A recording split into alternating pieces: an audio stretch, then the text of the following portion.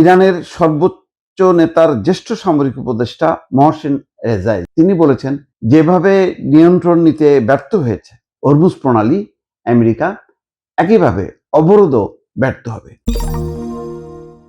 শেষ পর্যন্ত হরমুজ প্রণালীর ভাগ্য কি হবে তা নিশ্চিত না। উল্টা ট্রাম্প বলছেন যে তিনি হরমুজ প্রণালী অবরোধ করবেন। আগে তিনি নিয়ন্ত্রণ করতে চেয়েছেন, সেটা ব্যর্থ হয়েছে। শুধু আমেরিকা না, পশ্চিমা কেউ এগিয়ে আসেনি। ফলে বলাই যায় যে পশ্চিমার শক্তি পুরোপুরি ব্যর্থ হয়েছে। এখন হরমুজ প্রণালী উল্টো অবরোধের পরিকল্পনা করছে ডোনাল্ড ট্রাম্প। সেটা কি সফল হবে? ইরানের সর্বোচ্চ নেতার জ্যেষ্ঠ সামরিক উপদেষ্টা মহসেন রেজাই, যিনি অবসরে গিয়েছিলেন, কিন্তু মুস্তফা খামেনি ক্ষমতা নেওয়ার পর তিনি অবসর ভেঙে আবার তিনি দায়িত্ব পালন শুরু করেছেন। তিনি বলেছেন, যেভাবে নিয়ন্ত্রণ নিতে ব্যর্থ হয়েছে হরমুজ প্রণালী, আমেরিকা একইভাবে অবরোধও ব্যর্থ হবে। কিভাবে ব্যর্থ হবে তার বিস্তারিত ব্যাখ্যা তিনি দেননি, তবে ব্যর্থ হবে এটাই তিনি বলেছেন। আসলে এবার যুদ্ধের টার্নিং পয়েন্ট ছিল হচ্ছে হরমুজ প্রণালী। এই প্রণালীর উপর যদি আমেরিকা নিয়ন্ত্রণটা নিতে পারত, উন্মুক্ত করতে পারত, জ্বালানি সংকটের মানে কোনো আঁচ যদি বিশ্বের গায়ে, বিশ্বের অর্থনীতির উপর না পড়তো, জনজীবনের উপর না পড়তো, আমেরিকার মানুষের উপর না পড়তো, তাহলে কিন্তু ইরানের পরিণতি কি হতো সেটা আল্লাহ মালুম। কিন্তু হরমুজ প্রণালীর কারণে সামগ্রিক যে জ্বালানির অস্থিরতা, তাতে আমেরিকার মানুষকে পর্যন্ত স্পর্শ করেছে।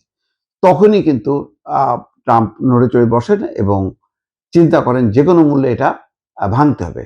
ব্যাপক চেষ্টা পরিকল্পনা করেও যখন সফল হননি, তখন তিনি তার প্রতিনিধি দল জেডি ভ্যান্সের নেতৃত্বে টিমকে ইসলামাবাদে পাঠিয়েছে। ইসলামাবাদে পাঠানোর মূল উদ্দেশ্য আর কিছুই না, হরমুজ প্রণালী যাতে নিয়ন্ত্রণ মুক্ত করে ইরান। কিন্তু এই কথাটা সামনে না এনে বারবার তারা বলছে যে পারমাণবিক অস্ত্র তৈরি বা বোমা তৈরির সক্ষমতা যাতে ইরান অর্জন করতে না পারে, সেটাই তাদের মূল লক্ষ্য এবং সেটাই তারা কমিটমেন্ট করেছে। এই ব্যাপারে তো ইরান বারবার বলেছে যে তাদের এই পারমাণবিক কর্মসূচি শান্তিপূর্ণ, একেবারেই তাদের অর্থনৈতিক উন্নয়নের লক্ষ্যে এই পারমাণবিক কর্মসূচিতে থেকে তারা বিদ্যুৎ উৎপাদন করবে, অন্যান্য শিল্প উৎপাদন করবে, এইসব কর্মকাণ্ডে ব্যবহার হবে। কোনোভাবেই পারমাণবিক বোমা তৈরি বা অস্ত্র তৈরির কোনো পরিকল্পনা নেই। কিন্তু আমেরিকা কিন্তু এই যে বারবার বলার পরও আমেরিকা প্রচার করার চেষ্টা করছে বিশ্বের কাছে বা ভয় দেখানোর চেষ্টা করছে যে ইরান পারমাণবিক বোমা তৈরি করছে এবং এটা বিপজ্জনক হবে। ইরান একটা বিপজ্জনক রাষ্ট্র, যে কোনো সময় যে কোনো দেশের উপর সে পারমাণবিক বোমা বিস্ফোরণ ঘটাতে পারে। এই কথা বলে একটা আলোড়ন তৈরি করার চেষ্টা করেছে বা প্রবল চাপ তৈরি করার চেষ্টা করেছে। কিন্তু আসলে দুর্ভাগ্য হচ্ছে এই আমেরিকার, যে আমেরিকার শুধু আমেরিকাই এখন, আমেরিকার সাথে আর কেউ সুর মেলাচ্ছে না, একমাত্র ইসরায়েল ছাড়া আমেরিকার কোনো বন্ধু নেই। ফলে ইসলামাবাদের আলোচনা খুব দ্রুতই ভেঙে গেছে। কোনো কিছু না নিয়ে খালি হাতে ফিরে গেছেন জেডি ভ্যান্স এবং এটা যে হবে এটা বোঝাই যাচ্ছিল, কারণ এখন খবর প্রকাশ হচ্ছে বৈঠকের মাঝে অন্তত 6 বার জেডি ভ্যান্স ডোনাল্ড ট্রাম্পের সঙ্গে সরাসরি কথা বলেছেন এবং তার নির্দেশনা অনুযায়ী বৈঠকটি পরিচালনা করেছেন। তো স্বাভাবিকভাবে ডোনাল্ড ট্রাম্প যেই মন মানসিকতার মানুষ, তাতে তো তার নির্দেশনা অনুযায়ী বৈঠক সফল হবে না।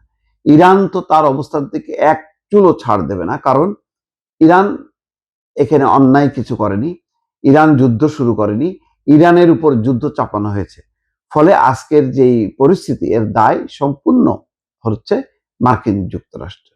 এখন হরমুজ প্রণালী নিয়ন্ত্রণ না নিতে পেরে এখন আমেরিকা হরমুজ প্রণালী অবরোধের পরিকল্পনা করছে, যেটা আসলে একটা বুমেরাং হবে। এইটা হলো তার যে শোচনীয় ব্যর্থ হলো ডোনাল্ড ট্রাম্প, তার একটা বহিঃপ্রকাশ। দর্শক।